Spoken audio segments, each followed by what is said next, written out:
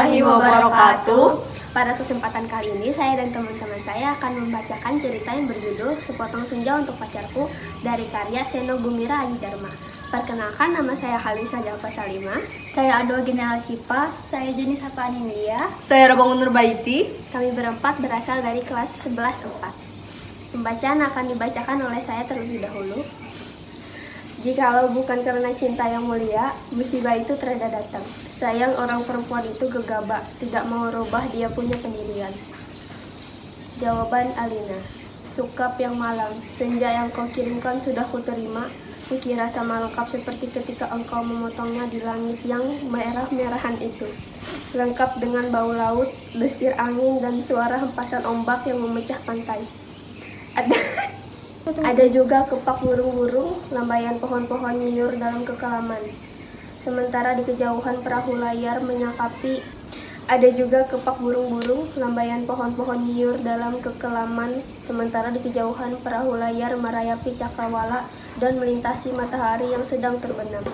Aku pun tahu, Sukap, senja yang paling keemas-emasan sekalipun hanya akan berakhir dalam keramangan menyedihkan. Ketika segala makhluk dan benda menjadi siluet, lantas menyatu dalam kegelapan. Kita sama-sama tahu keindahan senja itu, kepastiannya untuk selesai dan menjadi malam dengan kejam. Manusia memburu senja kemana-mana, tapi dunia ini panas, Sukap, seperti senja. Kehidupan mungkin saja memancar gilang gemilang, tetapi ia berubah dengan pasti. Waktu mengubah segalanya tanpa sisa, menjadi kehitaman yang membentang sepanjang pantai. Hitam, sunyi, dan kelam. Rupa-rupanya dengan cara seperti itulah dunia ini mesti berakhir. Senja yang engkau kirimkan telah menimbulkan bencana tak terbayangkan. Apakah engkau tahu suaramu itu baru sampai 10 tahun kemudian? Engkau tidak akan tahu, Sukap. Seperti juga engkau tidak akan pernah tahu apa yang terjadi dengan senja yang kau kirimkan ini. Senja paling tidak berharga dalam hidupku, Sukap. Senja sialan yang paling tidak mungkin diharapkan manusia. Senja ini baru tiba setelah 10 tahun. Karena tukang pos yang jahil itu rupanya penasaran dengan cahaya merah keemas-emasan yang memancar dari amplop itu, Sukap. Cahaya itu telah mengganggunya semenjak ia menggenjot sepeda dari kantor pos, berkilau-kilau dan memancar di tas surat yang tergantung di boncengan sepeda. Begitu rupa sehingga cuaca siang hari menjadi kacau. Angin menderu dan ombak terdengar menghempas-hempas.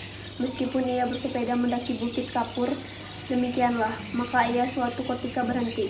Dari dalam tas itu terdengar suara-suara. Ia buka tas itu dan ia melihat amplop Federal Express yang sudah tidak putih lagi, melainkan merah kemas-emasan, Sukap. Seperti senja dengan matahari terbenam di balik cakrawala. Tukang pos itu mengambil amplop tersebut, menimang-nimangnya, agak berat juga.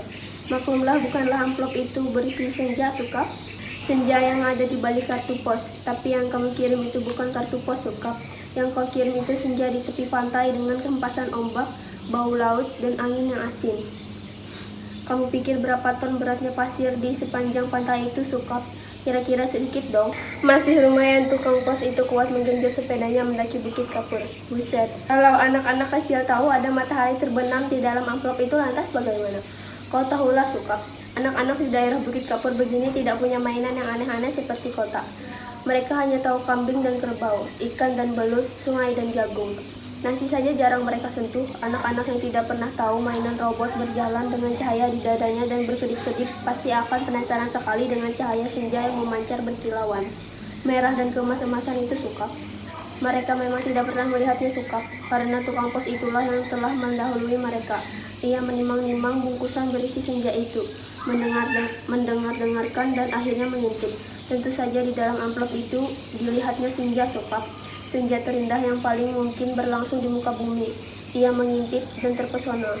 Ia buka amplop itu. Sebetulnya menurut kode etik profesi itu tidak boleh. Tapi manusia manapun bisa melakukan kesalahan, bukan? Ia buka terus amplop itu dan melihat senja dengan langit merah kemas-emasan di dalam sana, di mana mega-mega berpencar seperti perahu di danau, memberikan perasaannya.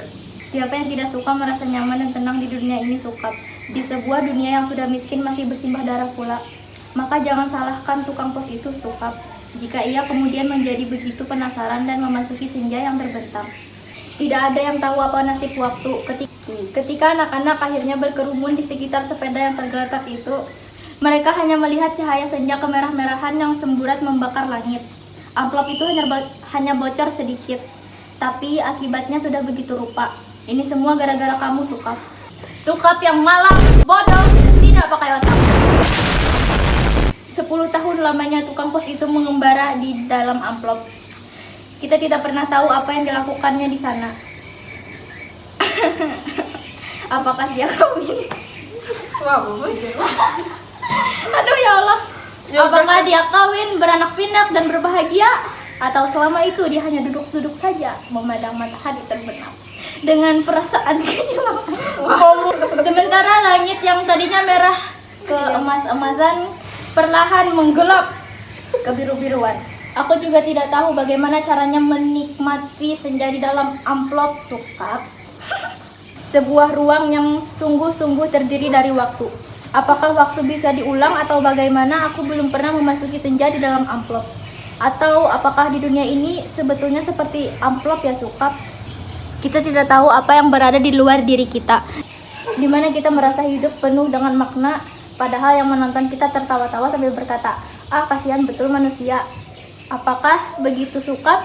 Kamu yang suka berhayal barangkali tahu. Tapi aku tidak mau khayalan, aku tidak mau kira-kira, meskipun usaha kira-kira itu begitu canggihnya sehingga disebut ilmiah. Aku mau tahu yang sebenarnya. Apakah ada yang menyaksikan kita sambil tertawa-tawa? Kalau iya, apalah artinya hidup kita ini, Sukap?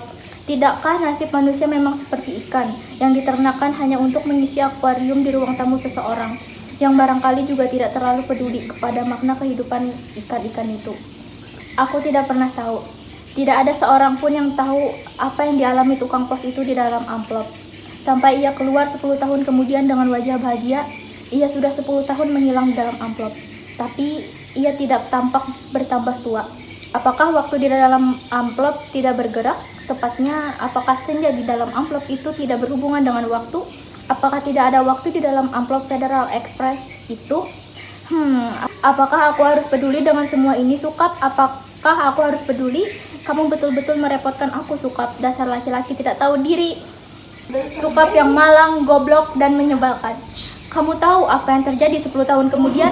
Tukang pos itu tiba di depan rumah kami. Ya, rumah kami.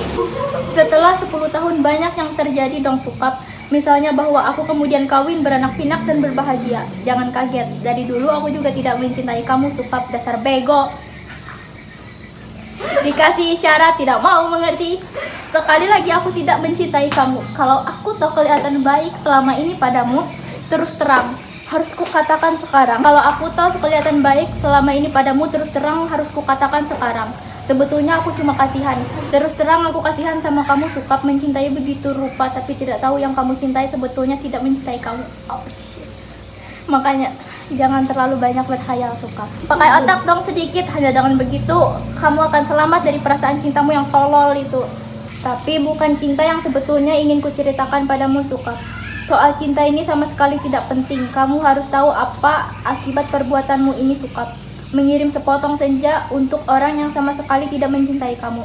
Tahu apa akibatnya? Begitu tukang pos itu pulang, setelah menceritakan kenapa kiriman Federal Express bisa terlambat 10 tahun, kubuka amplop berisi senja itu, dan terjadilah semua ini. Apa kamu tidak tahu, Sukap? Senja itu meski cuma sepotong, sebetulnya juga semesta yang utuh. Kamu kira matahari terbenam itu besarnya seperti apa? Seperti apem. Kalau sepotong senja itu di dalam amplop terus sih tidak apa-apa, tapi ini keluar dan lautnya membludak tak tertahankan lagi. Bagaimana aku tahu amplop itu berisi senja, Sukap? Aku bukan penghayal seperti kamu. Hidupku penuh dengan perhitungan yang matang. Aku tahu betul untung rugi setiap perbuatan, terutama apa untung ruginya untuk diriku sendiri. Betapa pentingnya hidupku selamat demi suamiku dan anak-anakku. Pura-puranya aku ini juga perempuan yang setia.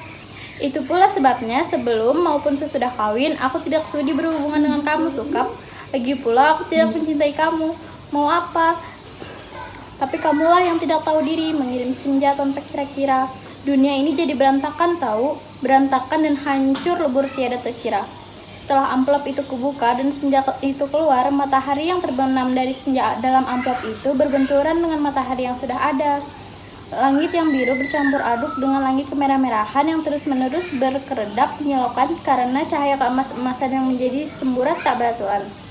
Senja yang seperti potongan kue menggelegak, pantai terhampar seperti permadani di atas bukit kapur, lautnya terhempas langsung membanjiri bumi dan menghancurkan segala-galanya. Bisakah kau bayangkan, Sukap, bagaimana orang tidak panik dengan gelombang raksasa yang tidak datang dari pantai tapi dari atas bukit? Pertanyaan terkenal Einstein yang dikutip dari Stephen Hawking adalah, ketika Tuhan menciptakan semesta, apakah ia mempunyai pilihan? Air bah membanjiri bumi seperti zaman Nabi Nuh. Dunia menjadi gempar, tidak semua kapal dan perahu yang ada cukup untuk seluruh umat manusia, kan? Lagi pula, sampai kapan kapal dan perahu itu bisa bertahan? Tidak ada satu kota pun yang selamat. Lautan dari senjamu yang membuat langit merah membara itu menghempas dan membanjiri bumi dengan cepat sekali. Gedung-gedung pencakar langit di setiap kota besar di seluruh dunia, gunung-gunung tertinggi di muka bumi, semuanya terendam air. Sukap, bumi ini sekarang sudah terendam air. Di mana-mana air dan langit senja tak kunjung berubah menjadi malam. Segalanya kacau, Sukap, gara-gara cintamu yang tak tahu diri. Sukap yang malang, paling malang dan akan selalu malang. Aku menulis surat ini dengan kertas dan pena terakhir di dunia. Di atas puncak Himalaya, di depanku ada sebuah sampan kecil dengan sepasang dayung dan sebungkus supermie. Itulah makanan terakhir kami di muka bumi. Sisa manusia yang menjadi pengembara lautan di atas kapal dan perahu yang mati semua karena kehabisan bahan makanan maupun mayat teman-temannya sendiri. Manusia memang banyak akal, tapi menghadapi senja dari dalam amplop itu tidak ada jalan keluar. Banyak orang yang mempertanyakan diriku. Kenapa kau membuat dirimu begitu cinta menggebu-gebu, padahal cinta secuil pun juga tidak? Sehingga kamu mengirimkan sepotong setia itu kepadaku dan tumpah ruah membanjiri bumi. Tapi coba katakan itu bukan salahku toh, Sukap. Aku tidak mau disalahkan atas bencana yang menimpa umat manusia. Mengapa cinta harus menjadi begitu penting sehingga kehidupan terganggu? Ini bukan salahku. Air laut kulihat makin dekat. Setidaknya setengah jam lagi tempat aku menulis surat ini sudah akan terendam seluruhnya. Aku akan naik perahu, mendayung sampai teler, makan supermie mentah, lantas menanti maut. Akan kukirim kemana surat ini? Barangkali kamu pun sudah mati, Sukap. Semua pengembara di lautan sudah mati, sedangkan di puncak tertinggi di dunia ini tinggal aku sendiri. Dari hari ke hari memandang senja yang selesai, di mana matahari tidak pernah terbenam lebih dalam lagi. Semesta dalam amplop itu telah menjadi pemenang dalam benturan dua semesta. Namun, semesta dalam amplop itu cuma sepotong senja, sehingga dunia memang tidak akan pernah sama lagi. Kalau aku mati nanti, bumi ini akan tetap tinggal senja selama-lamanya, dengan matahari terbenam separuh yang tidak pernah turun lagi. Langit merah selama-lamanya, lautan jingga selama-lamanya, tetapi tiada seorang manusia pun memandangnya. Segenap burung sudah punah karena kelelahan terbang tanpa henti. Tinggal ikan-ikan menjadi penguasa bumi. Di kejauhan kulihat ikan paus merah yang menjerit dengan sedih. Sukap, aku akan mengakhiri surat ini, akan kulipat menjadi perahu kertas dan kulayarkan ke laut lepas. Bukan tidak mungkin surat ini akan terbaca juga, entah bagaimana caranya, namun siapapun yang menemukannya akan membaca kesaksianku. Jika tidak, aku pun tidak tahu apa nasib waktu. Kupandang senja yang abadi sebelum melipat surat ini. Betapapun semua ini terjadi karena cinta, dan hanya karena cinta betapa besar bencana telah ditimbulkannya ketika kata-kata tak cukup menampungnya. Utatap senja itu masih selalu begitu, seperti menjanjikan suatu perpisahan yang sendu. Selamat berpisah semuanya, selamat tinggal. Baris pertama dan terakhir dari sajak prajurit jaga malam sama-sama berbunyi, waktu jalan.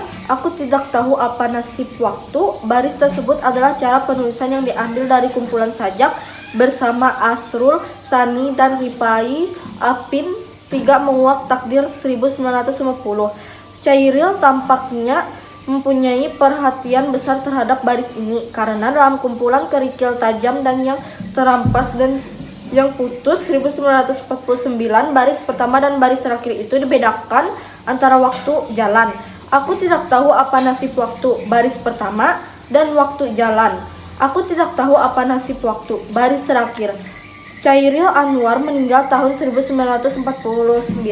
Oleh penulis cerita ini belum diselidiki apakah penghilangan tanda baca dan Tanda seru dalam buku yang terbit tahun 1950 itu berasal dari penyairnya, disunting orang lain atau merupakan kesalahan cetak. Buku kumpulan Cairil yang lain Aku Ini Binatang Jalang 1987 Pamusuk NST ED memuat kedua-duanya. Alina, Pondok Aren, Sabtu 10 Februari 2001.